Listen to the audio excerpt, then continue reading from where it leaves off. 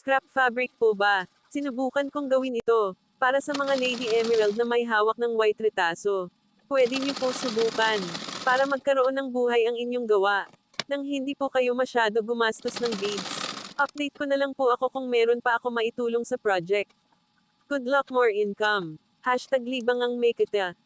Katulad din po ito ng ginagawa nating scrunches, isasabay lamang po sa pagtahi. Para mabawasan ang alalahanin po ninyo, naghahanap din po kami ng paraan para sa puting retaso na binigay po sa atin. Alam ko iilan na lamang ang matyaga po. Ang iba nawalan na ng pag-asa.